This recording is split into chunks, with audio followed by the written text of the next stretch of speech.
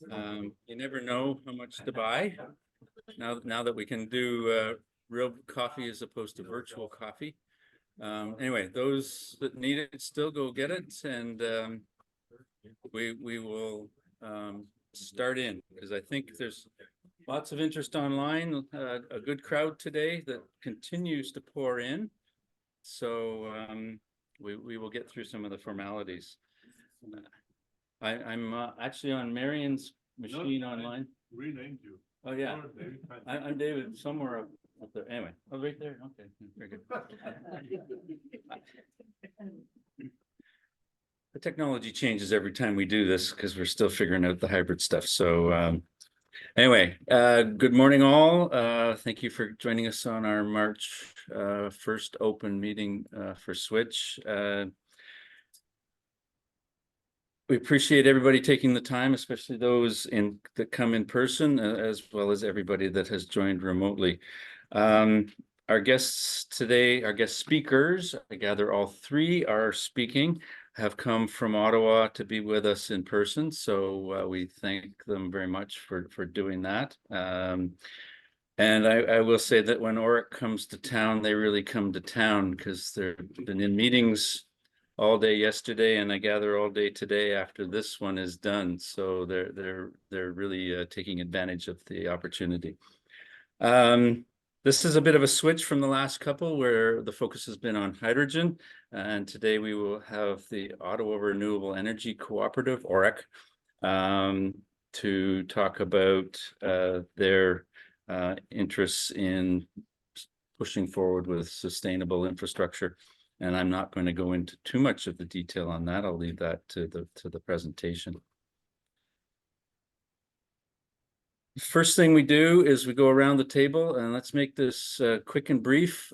We do introductions, just so if there are people. So name, why you're here, and maybe what you do, if it's relevant to maybe making connections with somebody else if you need something. If you do actually specifically need something, mention that as well. So I won't start with the front row, because we'll leave that till later. I'll start with myself, actually, just get that out of the way. My name, again, is David Hindman. I'm the president and board chair for Switch Ontario. My day job is the chief science officer for Fire Rain, a sustainable fire suppression clean tech company based out of Napanee. And why don't we get Darko out of the way? Are you? Oh, Darko Matovic. I am, you can't see me, but I'm vice chair and long-term Switch member, I guess, 20 years. And the technical guru.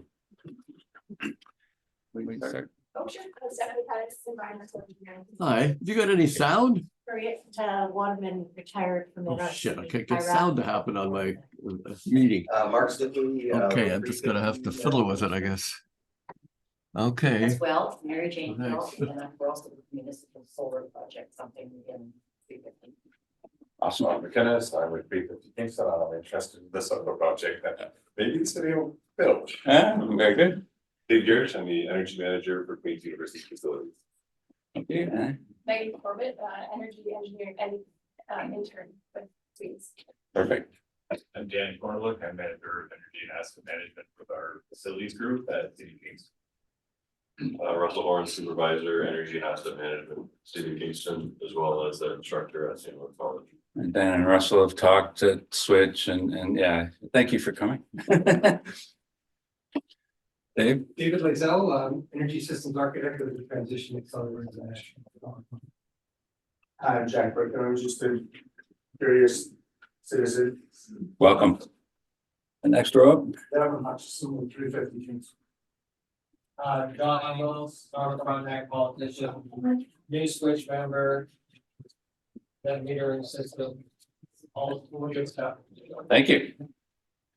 Ron Carlson. Okay, thank you. Interested citizen. Rob Schwab, Hillary Scale, developer, partner with Graham at 3G Energy, OREC member, microfit, small fit, net zero real estate kind of guy. A bit of a Kingston legend. There, how's that? Former Switch board member. Yeah. How do I follow that? Paul Gervin from Seniors for Climate Action Now, and Thank you. A lot of 350 people here today. Thank you for coming out. Tom Labrisa, retired from Canadian Nuclear Safety Commission. So we'll get you to talk about the refurbishment stuff. That's right. Michael Hart, interested Kingstonian and friend of Brook Central. Oh, thank you. That's Justin Beatus. I'm a director of Winter Green Studios at Off Grid Educational Retreat Center north of town that's focused on environmental rights matters. Awesome. Thank you, Yan Shiling. I'm a master's student at Queen's. My major is in environmental studies. Thank you.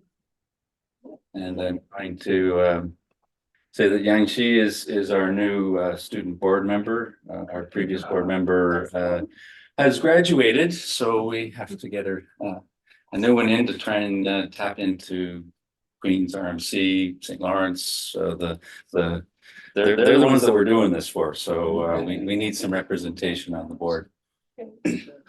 And Thank you, David. Maria Skodaki, SITS board member as well as director of the Royal Military College Green Team, which specializes on military infrastructure and as well as energy projects. I'm looking forward to your presentation and supervisor for Yanchi. and I saw some people come in late, Abdul. Yes, Abdul Jandi, investment manager for sustainable manufacturing with Kingston Development Office, also both with switchboard member. Okay, in the back. Jim Brown, friend of the community. How you doing? Energy sovereignty, food sovereignty, housing, homeless, truth reconciliation, pathways to education, doesn't matter. Okay, wow. Thank you. Anybody else that I didn't get first pass? Yes. Bob Hodgson, electrical contractor in Kingston. Yeah, they're the one that'll be installing all this. All right, Darko, do you have? One more, I'm sorry. Yeah, I am switchboard member as well. Sorry, I'm late.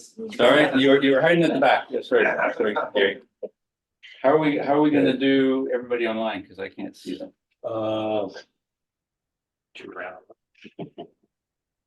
Sorry, it's Problem is the tiles keep moving around and it's.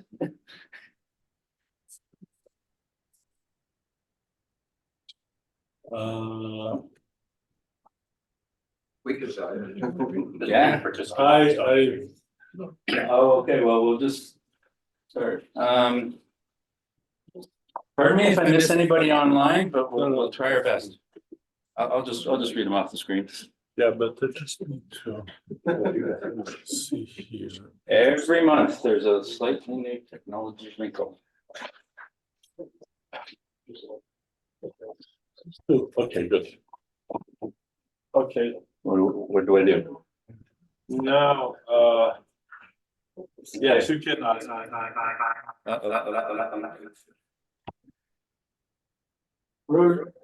Rosemary Hell. Okay. No. Rosemary Helmer, Mississauga, Ontario, president of Helmer Management Group International, and interested in what Switch is doing because I have a project that may be relevant. So I'm here to learn. Thank you. Perfect.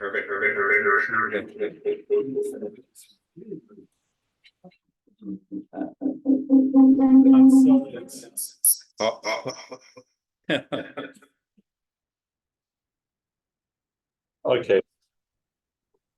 You asked. All. Good morning, Paul McClatchy, switchboard member, environment director of the city of Kingston. Bob Baxley.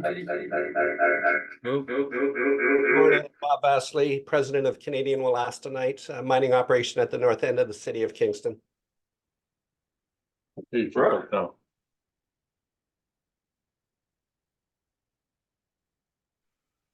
Sorry, had to unmute. Brooke Gilmore. I'm energy manager for Defense Construction Canada for the Trenton base, formerly executive director of Hearthmakers Energy Cooperative. So I have a personal interest in this topic. Thank you. Kim McCauley. Kim McCauley, chemical engineering professor at Queen's. Wes. Good morning. I'm Wes Kerr. I'm the energy coach at Sustainable Kingston. Happy to be here. Thank you. Tony? Hi, I'm just interested in renewables in general. That's why I'm attending. Thank you. Diane?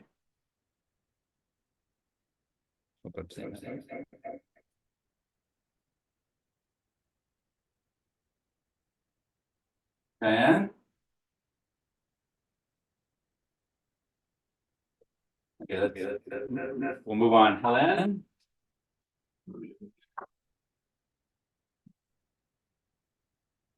Hi, I think I got my audio on now. Elaine Commel, retired builder, longtime switch member. Not an early morning person, so I'm taking advantage of the online version of the meeting and happy to be here. Thank you. Wolf? I'm an interested observer. Glenn?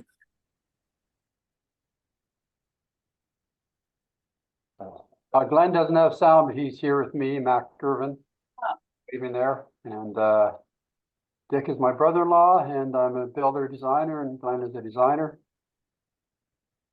All right, thank you. If we could get everybody online to mute themselves, it may lead to one less layer of technical glitch. So thank you, everybody. Hopefully there's some people that you want to talk to afterwards. Next thing we usually do before we get into the main event is thank our corporate and individual sponsors. This month, we have no large corporate members, new or renewing members, but in the small business category, we have Stephanie Petit from Petit Consulting. So thank you. I don't actually think that's you. That is, thank you. Sorry, pardon me. And thank you ever so much. Very generous. And individuals, as of last night, Tom Lavrisa, who joined apparently the morning of the last meeting, so it wasn't on my list for the last meeting. So thank you, Tom. And if there's anybody else, we'll catch you next month. So now on to the main event. Again, thank you to OREC and our participants today. I'm not going to read everything that's on the web. Okay. 14-year track record with a portfolio of 24 renewable energy and 3 energy efficiency projects under their belt. This is not the first time they've been through Kingston. I know that because they met with some of the switchboard last fall. But I gather everybody's presenting today. So we have Marian Sikirski, who is GM for OREC, with an MA in political science and a background in international development work and project management. Well, you need all those skills, don't you, on this job? Graham Findlay has a background in civil engineering, as a commercial lender and commercial real estate developer, and been active in the Canadian renewable energy market for more than 20 years. Hope I'm doing justice to this. And Dick Backer is co-founder of OREC and has been actively involved in the renewable energy sector since 2002, and a vocal advocate for all renewable energy options. So as you can see, they're a great fit for the Switch mandate and what Switch is all about. Without further ado, I will turn it over to... We'll present some other aspects as well. So let's get started. What are these? Sorry, I need to share my screen. Yeah. Yes, I haven't done that yet. Just a second.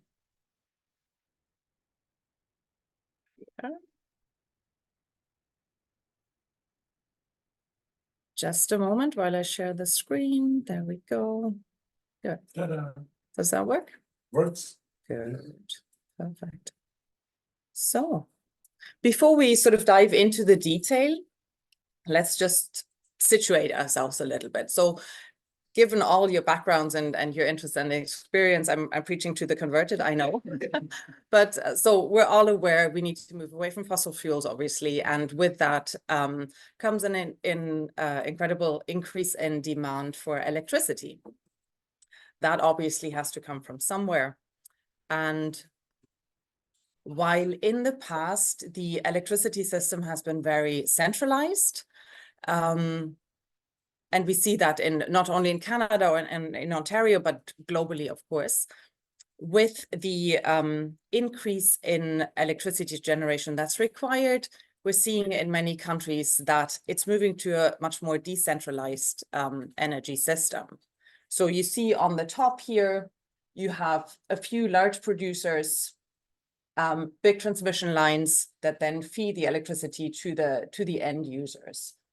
In the future, it will be a much more of a puzzle with different smaller generators much closer to demand as well. And the benefit of all of the distributed energy is, first of all, it's renewable, solar and wind energy that can be deployed close to demand.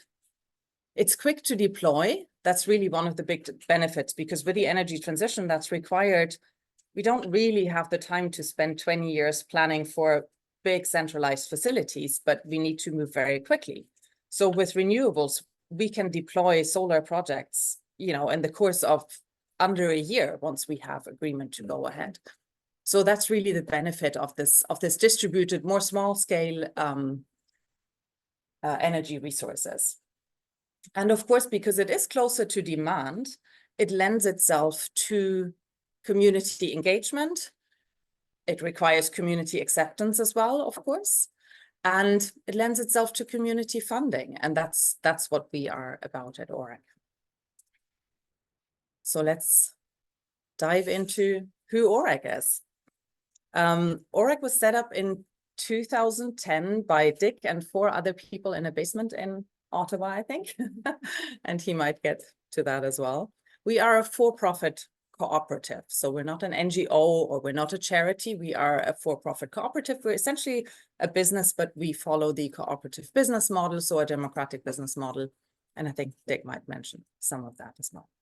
And we develop and finance community-owned renewable energy and energy efficiency assets through the cooperative business model. As David mentioned, we have altogether 27 projects right now. 22 of them are solar projects. We have 2 wind turbines, and we have 3 energy efficiency projects. And yeah, so since 2010, we've grown to just under 1,000 members. We're actually preparing to celebrate the 1,000th member. So maybe with this event, we can get there. 50% of our members are member investors. So you can join OREC just because you want to support the idea of distributed renewable energy resources and community funding, or you can join us because you want to invest and you think that's a good idea. So I've mentioned the projects already. I'm not going to go through that again. We've raised over the last 11 years, because the first capital raise was in 2013. So over the last 11 years, we've raised now close to $12 million from our OREC members. And we've returned 3.5 million to those members. So we repay capital every year, and we pay annual dividends and interest as well, depending on the investment instrument that people have. We have had since 2013 yearly capital raises. So it's an opportunity for members to invest or reinvest every year.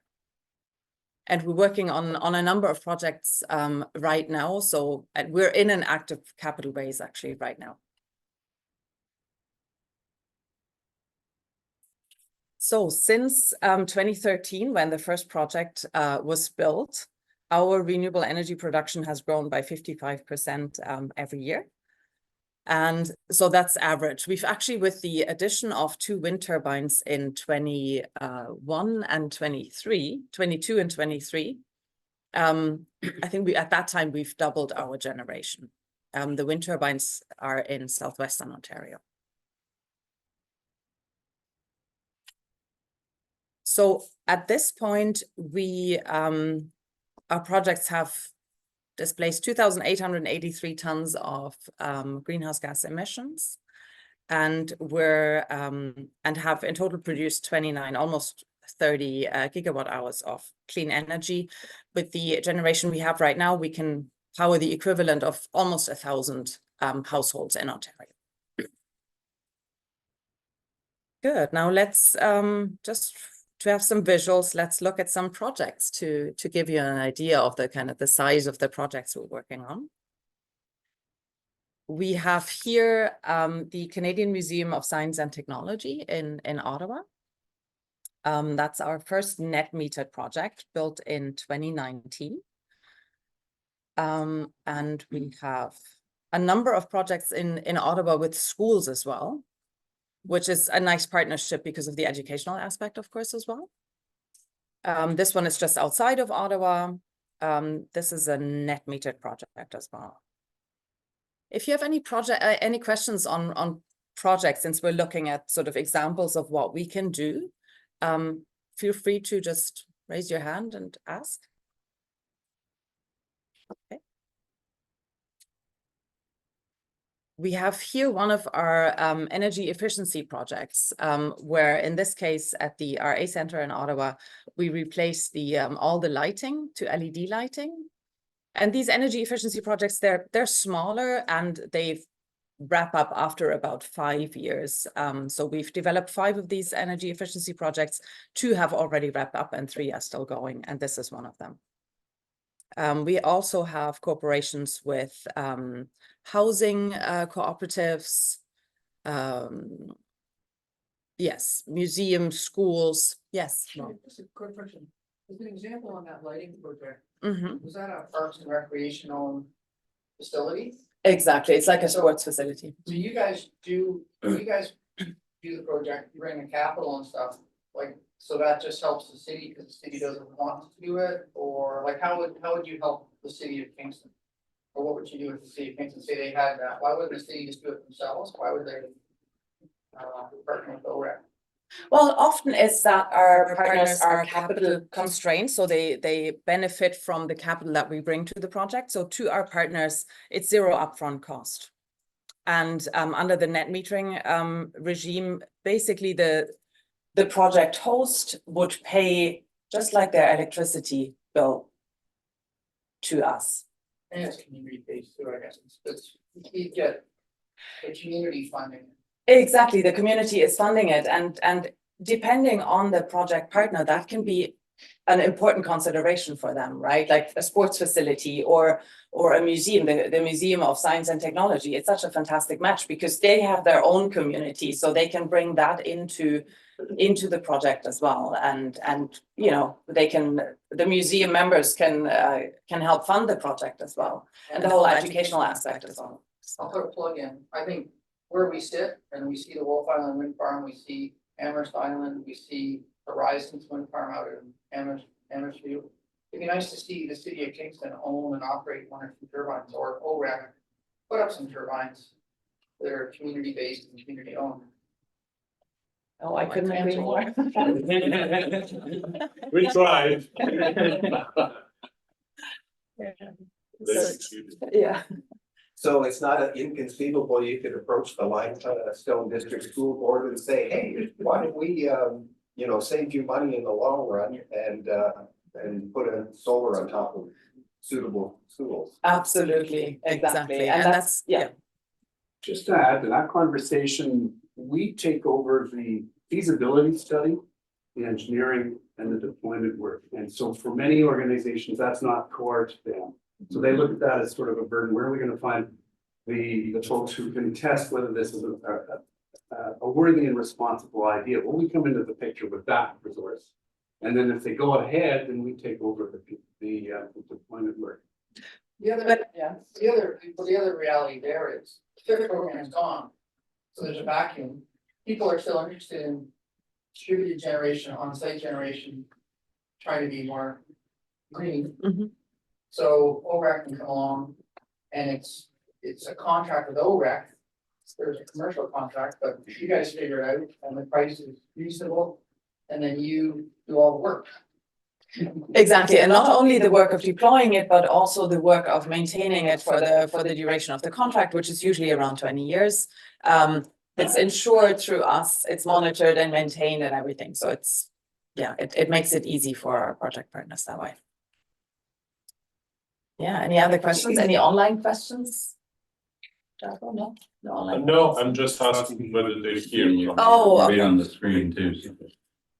Oh, yes. No, there is one. And you can see that. No, the answer is no. Do you want to answer, because it's very technical? Well, it's, we have, in those cases, the ability to produce whatever we want, and we're not subject to any system constraints. But we kind of expect that we will be in the future, because that's kind of the way the energy system is evolving. Participants in the energy market are going to need to be more sophisticated in the future. I mean, the FIT contract was a license to produce any quantity, and it was a take or pay contract, so the Crown had to take it, no matter the state of congestion that might exist on the grid. So that's not perfect. So I think the future systems are going to evolve towards generators becoming kind of participants in the wholesale energy market, where we do take commands for on and off. The best would be a hybrid where we are able to, when the sun is shining, we want to be able to produce, but there might be times when there isn't enough demand for our production. And so we may face incremental constraints, like they may say back off 10%. That kind of thing is likely to happen to generators in the future. And that conversation is now taking place as to the architecture of the market. And there's lots to talk about in that respect, but it's evolving. Is there another question on that? Actually, Yes. if I don't mind. No, of course. I think my point is, like, as you mentioned about demand and variation in demand, I saw the schools. The schools, obviously in the summertime, demand is very low compared to October. Or on a military installation where we have very high training and usage in the summertime, but like very low in December. So that's just how would this affect the program or the plan? It actually works pretty well in that metering, because credits created in the summer are rolled forward to be used in the winter. So we look at the annual consumption of the project partner and we tailor the project to that. And whatever is overproduced in the summer is basically given as a credit that can be used in the winter. Good, any online questions? No, all good, perfect. So yes, this is one of our 2 wind turbines close to Lake Huron in southwestern Ontario, in Zurich and in Tiverton, exactly. We bought those in 2022 and 23. They're both under FIT contracts that are still running for a good number of years. And now I get to talk about the OREC board. So OREC is run by sort of day to day by myself as the general manager, and it's guided by the OREC board. Currently 10 directors with extensive experience, as you can tell, in this work.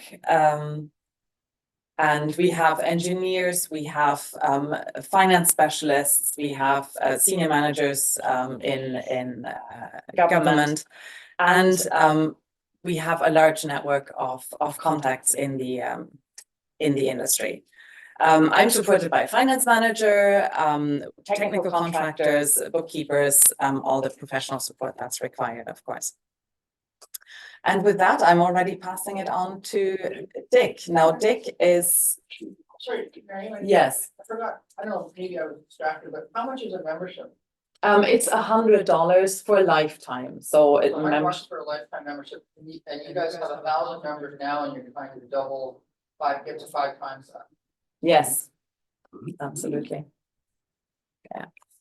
So Dick, co-founder of OREC, with many stories to tell. I won't get into it. Do I advance this screen? Yes. Okay. Right. I'm used to a mouse. Oh, sorry. Just renaming you. Oh, okay. Okay. That's all right. Sorry, Jen. Mary, what did you say? No, just here. Okay, like good. so, and then just click on this. I left the computer industry a few years ago. Okay, so I'm very we've touched on a lot of different things. I have a long history with OREC, having been part of the original group. We were set up to copy the European model, mainly from Denmark, where the citizens in a community, if they're seeing the wind turbine, they will view it differently if they own it. If a wind turbine is owned by the community in the village or the town, Kingston looking at Wolf Island, those turbines look differently when they're turning, because you know the people in Kingston who own that turbine and people in Wolf Island are earning something from it. If it's not turning, who cares? That's the bank's problem.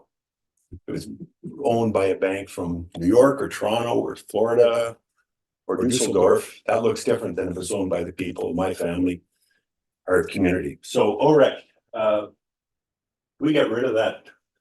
Oh, It's like the name you, but.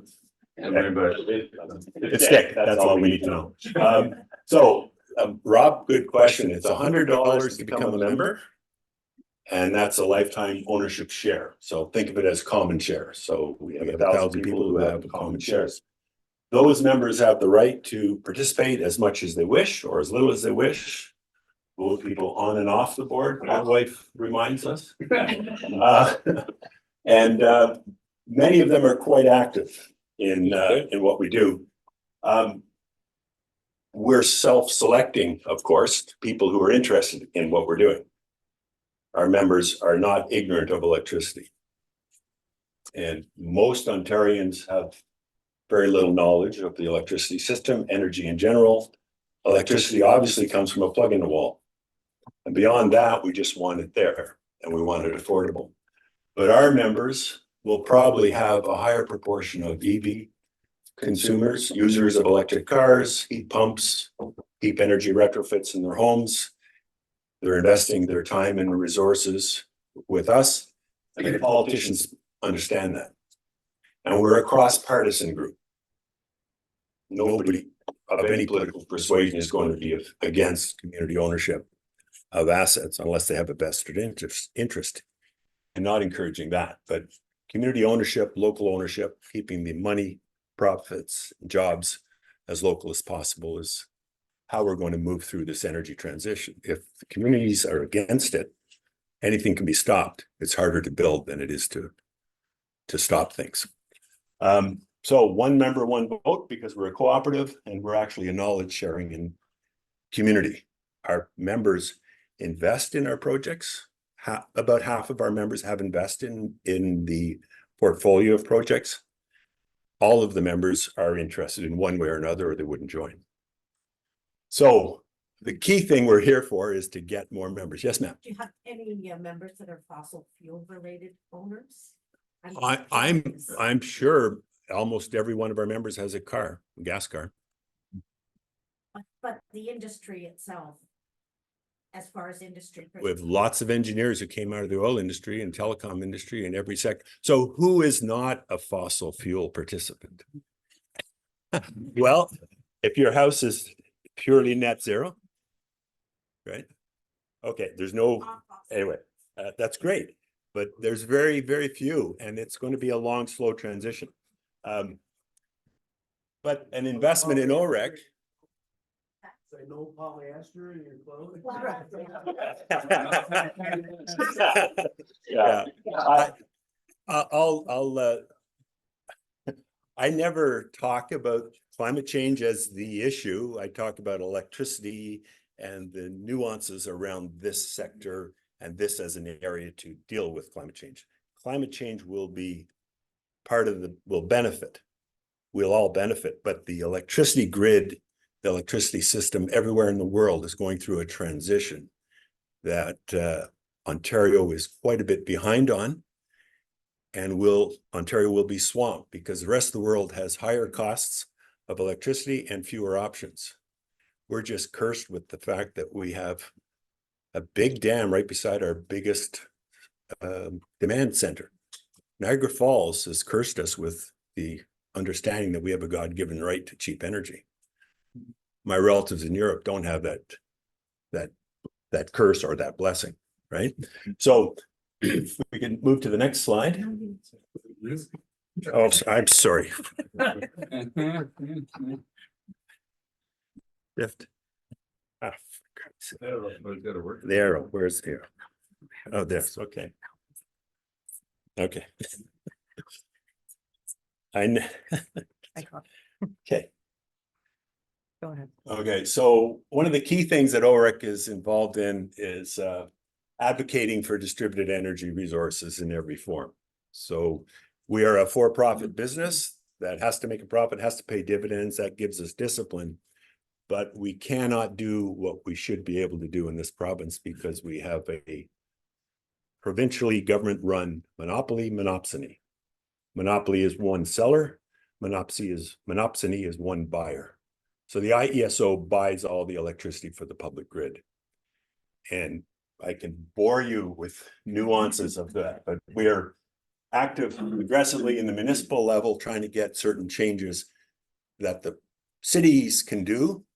But Kingston actually is blessed with owning the utility, and the utility is blessed by the fact that they own both natural gas and electricity. So you're in a better position than Ottawa. Ottawa has Enbridge and Ottawa Hydro. So anyway, there's certain levers that the cities have, but actually not too many levers. Provinces where the electricity rules and regs are determined across the country because we're a balkanized country. The federal government, when I got into this, living in Ottawa, we thought there was going to be a godsend when the Liberals won and Harper was thrown out. But then I quickly realized with our BNA Act and all, the federal government can only bribe, plead, and beg the provinces and embarrass the provinces to do things. So we spend a lot of time with the smart grid policy people at NRCan. The environment people are just regulators. They're a powerful regulator, but they're a regulator over things that are actually controlled by the province. So I actually know some of the people on the regulation side, and their hands are tied behind their backs in many ways. So it's really here. And then we work with the institutions in the area and, of course, the Energy Board, which is part of the province and the IESO. But this is the center of our world. This is how we implement, and we're working way too much on every aspect of it because we need distributed energy resources at a community scale. Like OREC is not set up to own assets on homes. We encourage that amongst our members as a side benefit of being part of OREC. We're full of actively people who are investing with their money and their time and effort and knowledge. But our business focus has to be on mid-size, mid-scale projects, 200 kilowatts to 2 megawatt. Yes. Is a side hustle for OREC making the right connections so people can do their own houses? A bit, yes. Yeah, we're trying to have bi-monthly meetings of members who have done deep energy retrofits. Like Art Hunter is one of our members who used to be a satellite quality assurance engineer for NASA and Telesat. So he's done all sorts of experiments at his house, and he invites people to come all the time, and it's very active. So we have lots of people like that who are explaining and taking time with other members, but we're not financing that. That's sort of, you're right, it's kind of a side hustle. Just, we have a remark by Paul McClatchy that Kingston is actually split between Utilities Kingston and Enbridge. Yes. Hydro One. As is Ottawa. Most of Ottawa's geography is under Hydro One, but the old Ottawa and some of the immediate suburbs of Ottawa, when they were amalgamated, are part of Hydro Ottawa.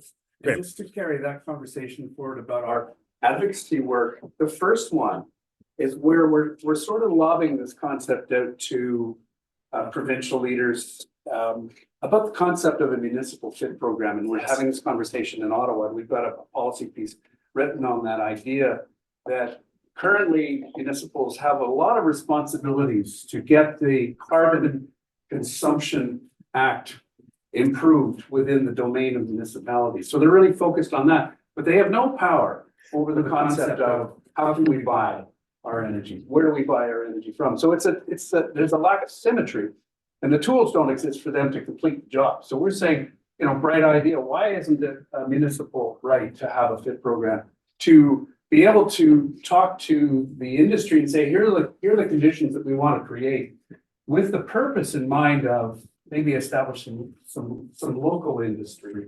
And it's the virtuous loop concept of local investment, local industry. We make our own energy. We don't have to import as much from Niagara Falls because we're making it here.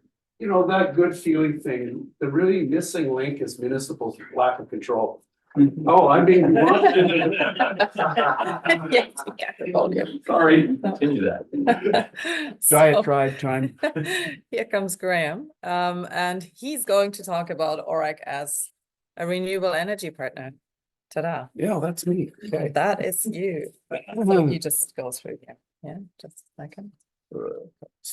Couple of slides. Yeah, we This is take what we our get. daily instructions from Marianne. It's pretty well. So a question I have about, is virtual net metering something that, would fit into your model? Oh, gosh, we've been advocating for Absolutely. a generation. It just seems like such. There's 7 versions of it. We'll talk about that later. Yeah, there is something evolving too that may involve industrials who will possibly have this year the privilege of accepting a virtual net metering arrangement. And we are in conversation with some large industrials right now. And we're actually working with them we're sharing notes on advocacy because they have their sense of what they want. And they're, in particular, a couple of companies that we're talking to, very interested in the idea of partnership with community enterprise like what we represent. So yeah, those conversations are pretty exciting. Yeah, 1,000 people that probably would sign on for virtual net metering, you know. Yeah, it's a no-brainer as far as we're concerned, but it's taking time to come to reality.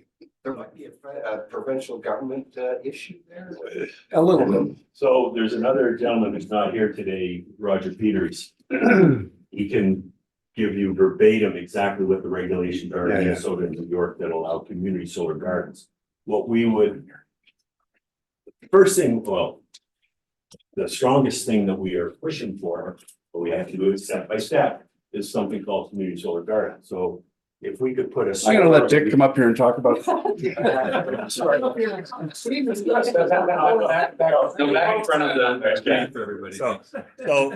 there's virtual net metering, which is, so net metering is solar on your building, consumed in the building. Excess credited sent out to the grid, and that excess is then credited for your winter consumption when you're not producing as much. That's net metering. Then you could have net metering on a building with 25 meters. A housing co-op. In Ontario, you can only credit to 1 meter. Okay, that's okay, step 1. Okay, that's single pin multimeter. Anyway, that's an issue that the government won't look at. We've got letters from Hydro Ottawa saying this is what you should do. Right now, there's a housing crisis. There's an energy crisis in those housing crisis things. So there's 400 housing co-ops in the province that could benefit from this today. If you have, anyway, well, enough of that. Then there is virtual net metering. Your building is here, but there's a solar array over there, and you credit to that facility. Then you have 10 facilities coming from that 1 meter. Or 1 generation site, okay? So those are industrial things, and that's what's coming that Graham mentioned. The other thing that we would really like to do, which is available in New York and Minnesota, all through the Trump states, where there are lots of housing, lots of co-ops and municipally owned generation or local distribution companies, where you have a generation site on a grid constrained area, and that site is providing credits against home meters. So everyone in this room, if you're an OREC member, you could invest in the project, and you could be getting your electricity virtually from that project. That's helping the LDC in a grid constrained area and reducing your home consumption. And you're doing it at a value cost that's 3 times better than what it would be if you did it on your home, because you're buying it in a larger project. So I'm an OREC investor, but I've also put solar on my house. It cost me considerably more to do it on my house than that same investment in an OREC investment. And I don't want to chop down the tree. And so I put it on the north and the east side. I didn't put it in the optimal area because I didn't want to cut down 4 trees, right? But anyway, Graham. I'm under orders to be quiet. As you can tell, there's almost no passion in this organization. This is a homecoming for both Dick and me. We're both Queens grads and lived here for a formative era in our lives. Anyway, my subject here, we made the decision, I guess about 2 years ago, that particularly during the era of the COVID, there was a challenge to find new projects. But we also saw that the province was going to be, there's a big gap in supply and demand. And we saw that gap a couple of years ago emerging the end of this decade. And the gap has become now kind of official policy that's now recognized by the energy planners, the ISO and the Ontario Energy Board. They're now actually talking about that and mobilizing to overcome that gap. So we've already had two competitive procurements in the last 2 years. And they are called long-term. One that took place and it was finalized December the 12th of this year. It's a process that usually takes about a year for developers to get ready and submit a competitive bid. And the day after that one was submitted, the province announced LT2, which is in the scale of a gigawatt and a half, almost two, could be as much as 2 gigawatts of capacity. And that is likely to be bid in 2025. And the pacing of these procurements has been put in motion now, and it's supposed to be a regular pace. Every year, there's going to be some kind of procurement till the end of this decade. The longer term procurements which involve 20-year contracts are going to be every 2 years. And in the meantime, there's a middle term procurement in off years that's going to be, I guess, more like capacity requirements. So they'll be buying some storage, that kind of thing. The details of what's involved in the medium term ones are not yet out. There may be offers to existing project operators to expand. In other words, if you have a 100 megawatt project, and if you can add 10%, another 3 or 4 turbines, that may be incented and contracted under the medium term procurement arrangement. So we saw all this coming a couple of years ago and said, well, why wouldn't OREC want to be co-developers with some of these proponents? So we have conversations going on right now with, the usual suspects in the industry, and there's a dozen or so of major Canadian developers. We're focusing in Eastern Ontario, but we're not fussy about that. We will go anywhere in Ontario, but we are limited to Ontario. So we are starting to put ourselves out as potential partners with developers. The point of this slide is, what's in it for them, what's in it for the community. We feel that we bring the idea of social license to a developer who wants to enter into a community and take land and change the use of land, change the landscape, change what it looks like and how it feels within the community. But we think that we can be part of that process to kind of help with the lubrication of, I guess, transition of attitude within communities. So that's the role that we're taking on. We'll be a minority partner. There might be, for let's say 100 megawatt project, we don't have the fiscal capacity to do much more than 20% in that range, but we are very happy to take on these kinds of relationships. So we're kind of engaging in that way right now. So I'm looking for the, okay. So the benefit to a partner is they don't have any costs for us. We are, we're self-financing in respect of the advocacy piece and the work with the communities. This is actually a slightly different pitch right now. This is, instead of working with developers for the bigger projects, we're now talking about what's our value proposition for building owners. And as you saw in some of the pictures, we've got a number of relationships with building owners. We've got some brewing relationships with universities in Ottawa right now who have very significant collections of buildings and parking lots. We were out looking at a parking lot parkade system yesterday that's based out just outside Ottawa, Kingston, and because we have a project in front of one of our university friends for exactly that. So what do we bring to the table? Well, we will, for the sake of, in the case of net metering, we craft the project scale so that it doesn't exceed the annual load for the building. Because under the net metering rules, at the end of 12 months, we can't be a net exporter into the grid. So we have to craft the scale so that it just kind of comes under the typical annual load for the building. What we bring in terms of the contracting is foreknowledge of what the price is going to be. So we haven't yet hit the point where we can be absolutely exactly on the grid. Let's say the grid for a Class B building is paying 13-14 cents a kilowatt hour.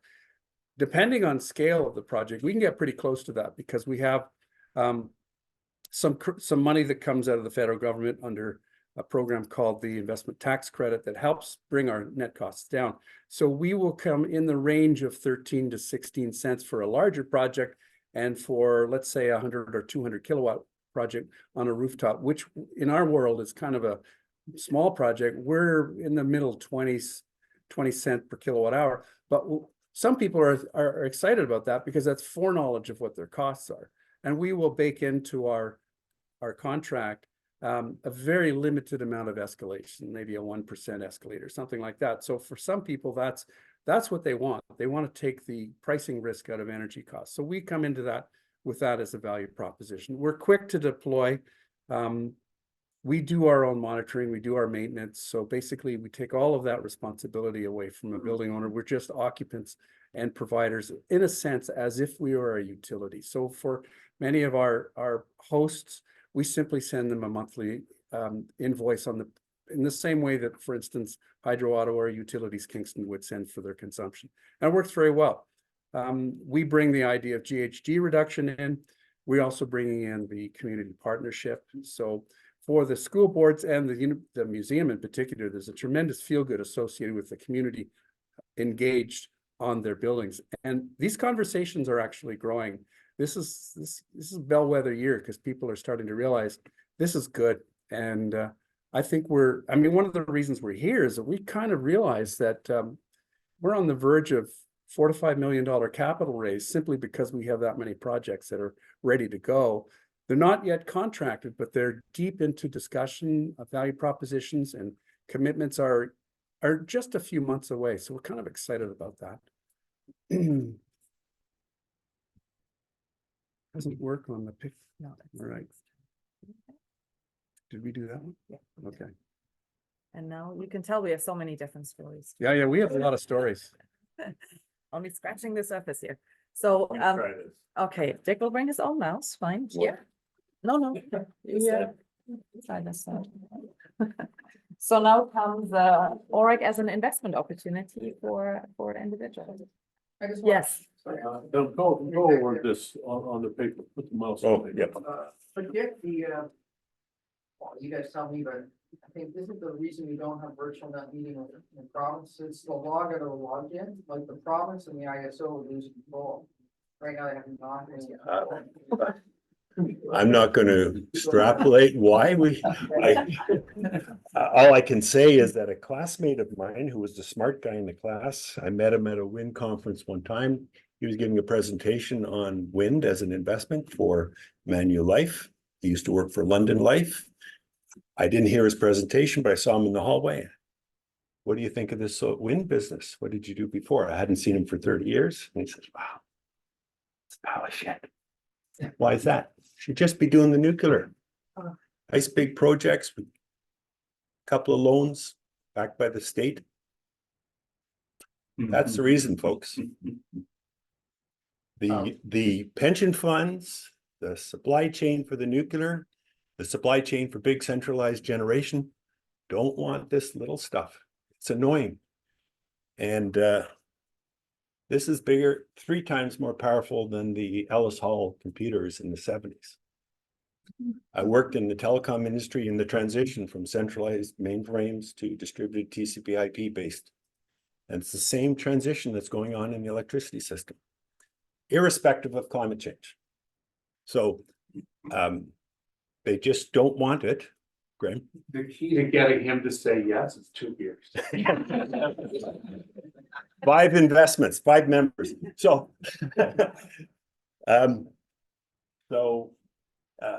okay. if Wolf's still on the line, Wolf will remember that conversation. He was beside me in Toronto when Bill Sutherland made that comment. Yeah. I didn't mention that name. It just doesn't work, so. It doesn't work, okay. You have to undo the mouse, give her back. No, I have all good here. So just explain that, yeah. There you go. Oh, you changed the slide. So how does OREC work? Basically, we develop or purchase projects. We were created in 2010. We missed the first round of FIT. Then we missed the second round of FIT because all of Eastern Ontario was grid constrained. The Minister of Energy from Ottawa, Bob Shirelli, was very upset about that. So then we had been created, and then in round 3, we won a couple of projects, but we have been purchasing projects and building them. So we did win through procurement 5 FIT contracts, and we built another or purchased another 5 or 6 over the years. And then in 2018, when all the FIT program was killed and all the conservation programs were killed, we went after purchasing more projects. So we've actually built 3 net metering since 2018 and purchased 3 large projects, 2 wind and 1 solar. Yes. Individuals join OREC. $100, only $100. How many copies is that? The average Ontarian is getting $568 in carbon rebate for the carbon price. 2 members of a family, it's a portion of that carbon rebate. The electricity produced by these projects are sold to the grid through FIT or sold to the building and have an ongoing generation cash flow. And 100% of that electricity, because every one of our contracts is tied to the distribution grid, is staying within the community. And I like to point out that we own a wind turbine at Tiverton, right beside the Bruce nuclear plant. So the engineers up in Tiverton who work at Bruce Nuclear I think the engineers know, but the people in Tiverton, for the most part, think they're getting their electricity from Bruce Nuclear. They might be. The Bruce Nuclear power goes on the transmission line straight to Toronto, gets stepped down 17 times, and then might trickle back to Tiverton. I realized what I did there, sorry. That was a Freudian slip. The wind turbine that we have outside of Tiverton is linked to the distribution grid.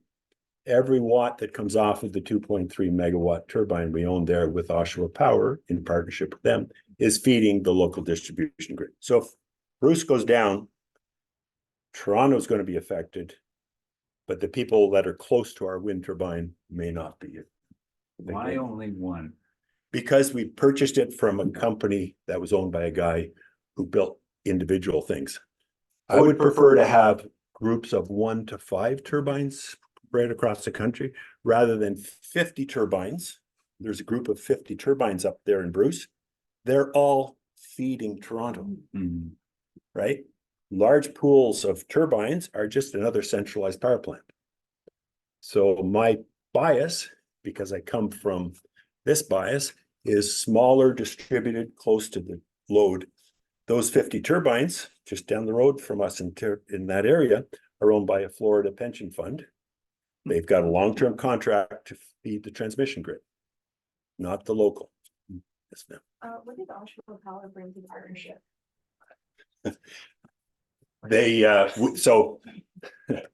I'll try not to get too complicated. So a gentleman owned a couple of these projects with his family under the community set aside of the original FIT procurement. They were interested in us as a community partner because they were getting a slight premium in their contract because it was community owned. But in that case, it was FIT 1, so it was a family. We brought that community ownership to the table. So they wanted us for the community perspective.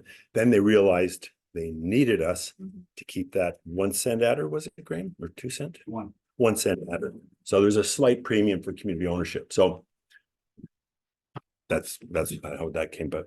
Has Has Hydro Ottawa approached you for similar partnerships and has there been some discussion? We're in many discussions with Hydro Ottawa, but yeah, they're Ottawa, if you may know, is at the far end of the province. The province is scared. I think the premier's office is terrified right now because the nukes were many years from any watts coming out of those projects, but millions of dollars.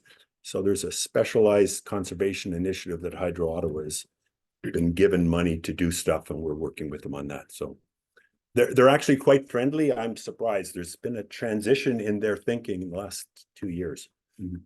So this is how it works. We find projects, we get members to join. We have an income stream that's pretty safe. You know, nothing's perfect, but it's pretty safe. We're pretty assured that our systems will be generating and we'll all be using more electricity as we go forward. Okay. Okay. Did I jump over something? No, that's fine. I thought No, you did jump. Yes. I did jump you over jump this one. Yeah, this one. No, you're moving it. Yeah, okay. So what are we selling at this point? So first, the membership share, okay? It's a small investment to encourage, to leverage advocacy, investments, community ownership. But we are selling preference shares at this point. They're called Class E. So there's an A, B, C, D. This is what we're selling new. It's a 10-year term. It's RSP and TFSA eligible. There's an annual dividend. The last 3 dividends have been 4% over since our very first offering. I think the average is, the average is 3.4. I thought it was a bit higher, but 3.4. So it's not a great return, directly blunt on that, but it's a pretty assured return. We also repay the capital at a set amount. So with Class E, we pay 5% of the capital back each year. And then there's a dividend as it's declared for that year by the board on the remaining balance. And then in the last year, there's a 55% of the capital balloon payment. So at the end of the 10-year term, your capital is all paid back and you've received a dividend through it. The minimum investment is only 500 for non-registered. So 1 membership share in that 500 and you've got a return ongoing for your carbon rebate per family. If it's an RSP, the minimum is 5,000. I would recommend anyone doing an RSP to do a larger amount because there are certain fees in the RSP holder program. So get into that. But so everything is, the preference shares are RSP, TFSA eligible, and additional RSPs could be at 1 share or 1 preference share, which is $500. Okay, so there are other classes of shares that are sometimes available from members as they age out or have needs. So there's an internal market for these shares within the community. We should also mention that we're kind of like a publicly traded company in the sense that every year we issue an offering statement and it is approved by the Financial Services Regulating Agency of Ontario. So there's a very significant amount of oversight on what we say, how we describe our business plan. And so there's a lot of transparency to the investors. And it gives us a mindset if we are a publicly traded company. That's how we think of ourselves. Yep. Quick question. Yes. When you mentioned RSP, does that apply to our LF, like RIF? RIF? Oh. No. So that's one thing. So the RSP and TFSA is held by Canadian Workers' Co-op Federation, which is a back office of Concentra. Concentra does the RSPs for credit unions. Our shares are not RIF eligible at this point. So as you get closer to 71, which I discovered I am getting closer to, you need to divest out. So that's why shares come available. Old guys like me. Okay. Just a quick question, any idea, I know it could range depending on the financial investment, but you talked about the fees for the TFSA. $55 a year. That's it for the, That it's the lowest cost that's RSP. great, that's great. There's no hidden fees, there's no back. unfortunately, I'm at the ERs. risk level, so it'd be a DFS. Yeah. Yeah, so that's for the registered part. It's a $55 annual fee. For the non-registered investments, there is no fee. We like all new investors, we especially like very young new investors. No. If I understand this right, for every $100 you invest, at year 2, you now have $95 invested, and then at year 3, you've got. For every 500. So the $100 is the one-time membership share. Right, okay, but I was just putting it, okay, let's say 10,000. Exactly.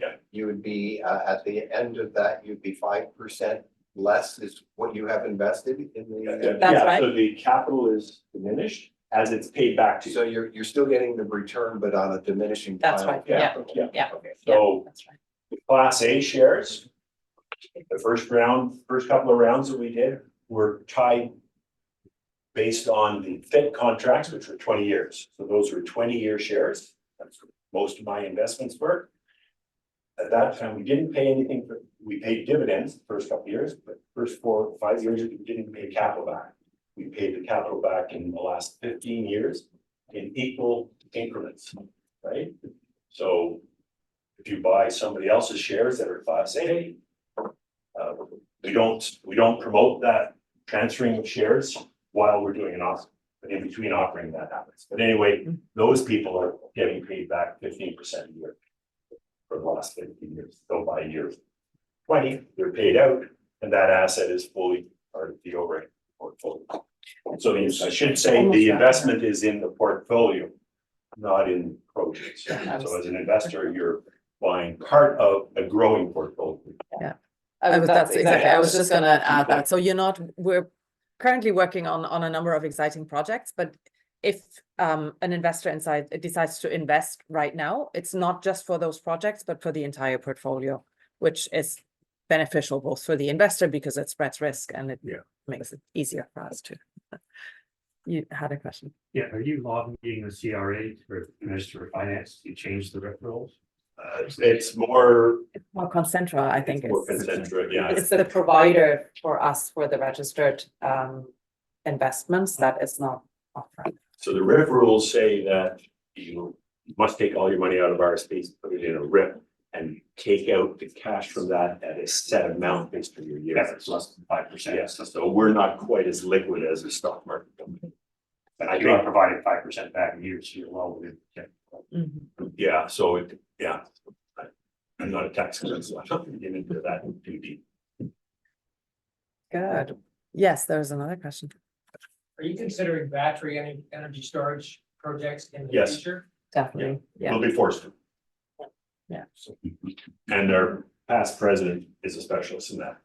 Queen's grad, he's done a lot of work in batteries. The questions. Somebody.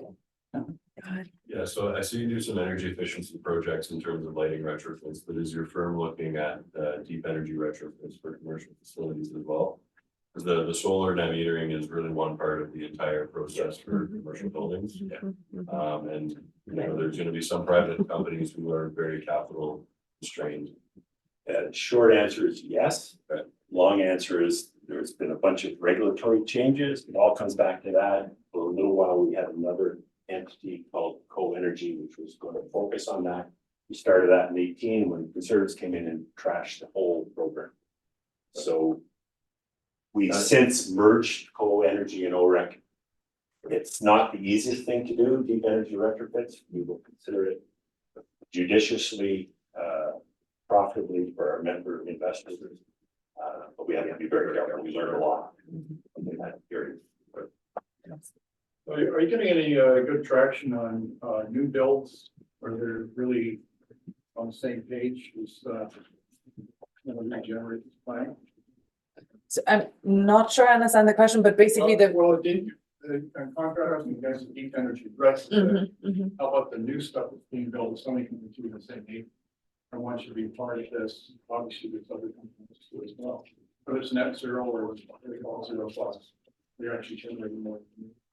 So like new housing developments, for example, you mean? Could be anything. Could be commercial. Could be residential, institutional. I mean, for residential, there's definitely the issue with the net metering, virtual net metering part, right? Where we can't do that centralized generation and then feed it out. Do you want to answer on the? I'm sorry, Yeah. I'm sorry, I'm gonna stick. Yeah. So we How would, is it- what's going on in the vibe out there? folks, frankly, electricity is so cheap in Ontario. Yeah. The government is subsidizing your electricity bill, so you leave your lights on to the tune of $7 billion. The new builders are starting to get half serious. Okay. You know, and we're good friends with a couple of entities in Ottawa that are interested in this. It's very hard to justify to the accountants that only want to see numbers and tell them that the energy cost world is going to rise in Ontario. Nobody wants to hear that. Nobody wants to talk about that, but it's going to change. And somebody brought up battery energy storage. I'm tremendously interested in thermal and very high temperature thermal energy storage. Are you doing any of that? we're not an experimental organization. Okay, we have to pay a dividend to our members, right? So yes, some of our former board members are professors who are studying these things, but we're not going to be leading on that. We're looking for commercially available opportunities. How are projects vetted and, the approval process on the board or your shareholders to move forward with projects? And second to that, like, do you have a queue of projects going into the future now? Yeah. Anybody who's speaking should actually be up at the podium. Yeah. So Yeah. the online crowd can hear. Yeah, sure. Maybe repeat the question. I don't know whether. The question is, what are our internal processes for making decisions and prioritizing on projects? And yes, we have a funnel of potential projects, and we have a really strong board of volunteers who have a lot of professional experience in areas such as the technical side, the engineering side, the financing side is very strong as well. So we are pretty good at assessing risks and assessing financial performance, resource assessments, those kinds of things, and we bake them into very strong models. And we've got a pretty good idea of the returns that we need to guarantee the kind of rates that we're talking about in terms of dividends. So it's a process that's very analytical, and we vet it through the board. We vet it. There's a small group of us who are the executive team, so we meet on a weekly basis.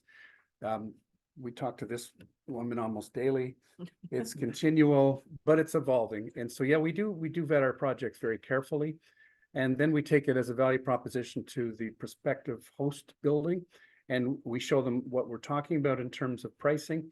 And when we get a sense of this is a go, then we get to contract stage. We've been through this a number of times. We're using PPA documents, power purchase agreements, which are familiar to us, having been in this market for decades now. In one case, or two cases actually, we actually converted a PPA into a lease agreement that was still a power purchase agreement in terms of the mechanical aspects. So we were invoicing on a production basis every month, but it was leased equipment. So we are innovative in how we do our contracting, depending on the needs of the host building. So to answer your question, there's a lot of moving machinery behind the scenes by people who are volunteers, but they're very creditable. Hope that answers that question. Mary, you have some closing. Yes, I should come to closing. Yeah. We can come to. We can do some more questions after maybe. Absolutely, absolutely. So I did want to let you know of my OREC. That's a new tool that actually one of our board members, who's a technology consultant, developed for us. And it's nice. You can use it on a phone as an app, or you can just use it on a web browser, and it just provides the information in a more interactive way. Especially if you're a member, you can log in and look at your investments, look at sort of member specific issues. The QR code should work from the screen. So if you want to give that a try. So maybe just in terms of wrapping up, I said there are many stories of OREC, and we've only given you a small piece as I think Brian was saying there is a lot of passion in OREC for the things we do. So we do have many more stories to tell. I just wanted to make sure that you feel like you have a good understanding of what we are about, sort of the different facets of OREC, the different activities we're involved in. And yeah, I'd like to open up for questions if there is anything here or online, maybe. Okay, so. We've got some questions here in the audience already, so. And maybe we'll have online Mhm. typed in if they're in the So chat you turn the screen sharing off. Okay. to prevent the echo. We can just, Darko, if we can have you read the questions if they put them in the One chat. here and, yeah. And- Yes, go ahead. Yeah, I wanted to know if you've looked into sub-metering as a way of solving the issue of a single meter crediting the electricity. Yes, and landlords don't want to do it. There's sometimes real estate issues in buildings, where you're gonna put the meters. And it sometimes involves a whole lot of rewiring of the central power system at the transformer level, and sometimes it's just impossible to do, in particularly older buildings. So this gentleman and this gentleman have the same question. There's a building in Ottawa, a housing co-op that's being rebuilt, it got burnt in a fire, so they started working on the new building. We got in touch with them, about a new program that Hydro Ottawa was doing that would make solar on the building much cheaper. We had to stop the conversation when they realized that we required them to sub-meter and not have individual meters from Hydro Ottawa in the building. Okay, that answers your question. They went quiet after that. They were going to get back to us with details so that we could do an engineering drawing. Now, the real issue is that the whole project's frozen because there's interest rate issues and questions about this and that. So that's why we tend to back off of new projects in this income or changing interest rate environment, regulation changes. There's a housing crisis in Ottawa. This building has to go up as fast as possible, but it's all been delayed for a year on those 2 points. But I was thinking about private meter. In other words, there's a company in Almont, I Yes, believe. I know that. Does that, and Yeah. the co-op could own those meters and bill their members, right? Oh, well, our members are all over the place. No, that thing from the Trajecta in Almont is for sub-metering in a building.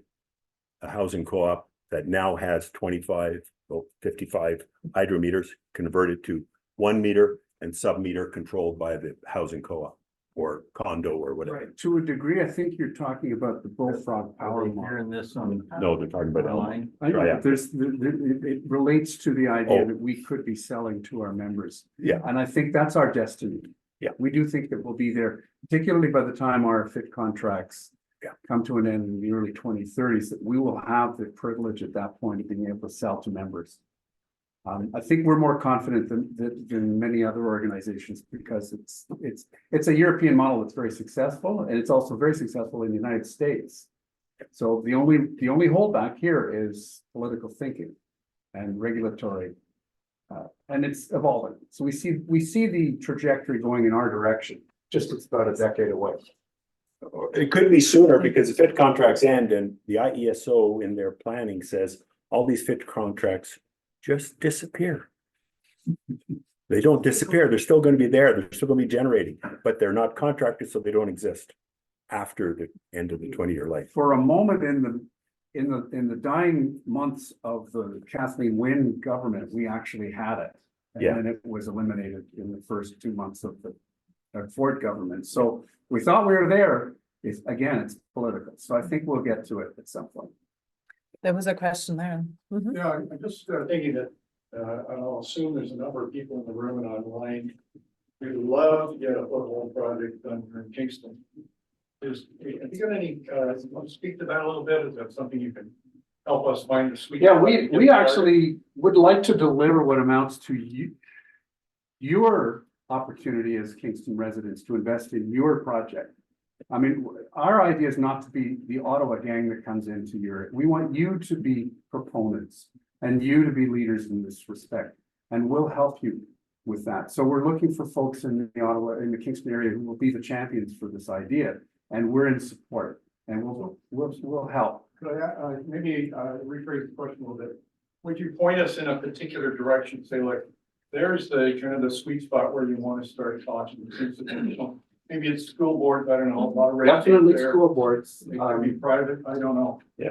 Yeah. Institutions, there's also heavy industry here in the Kingston area, and I personally have experience along with Rob in trying to convince the folks at DuPont to do something with us, and in Vista. You know, maybe they will come around to this idea. So yes, we're looking for particularly the larger industrial loads where the opportunity might exist for virtual net metering. And if there's land available beside some of the larger loads around here in the industrial parks, will be on rooftops or will be adjacent on land if it's available. So yeah, we're looking at those ideas. Yeah, you have to kind of start with who's got a big bill. Yeah. A big electricity bill. How big of a bill? A class B customer, and well, a big bill and a big roof. So we want to do, And 1 meter. and 1 meter, only three things: 1 meter, big roof, big bill. Well, hospitals have lots of things on the roofs. They sell parts of the roof to antenna. Anyway, hospitals have to have a backup diesel generator. They should have a solar system that is feeding the grid all the time. And in a crisis, they island and live off the solar that they generate and a battery and something else. But by law, they have to have a diesel gen or some kind of backup generator. Anyone back here? No, I'm trying to see what- No, but yeah. Yeah, so operations and maintenance, you guys are taking over responsibility of that as part of your contracts. For rooftop systems, you're doing an assessment of the roof condition before. Right. What if there's issues with the roof during the life of the contract?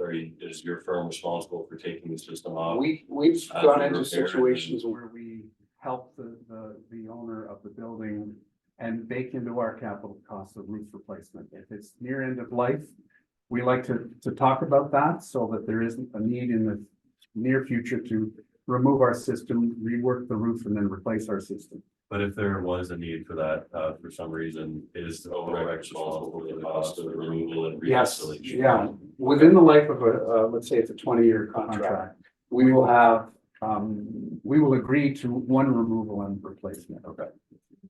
And it can be staged, you know, and try not to do it during the peak production period, but we understand. So we've got experience with all of that. We're running out the clock, and I actually didn't get to sector news.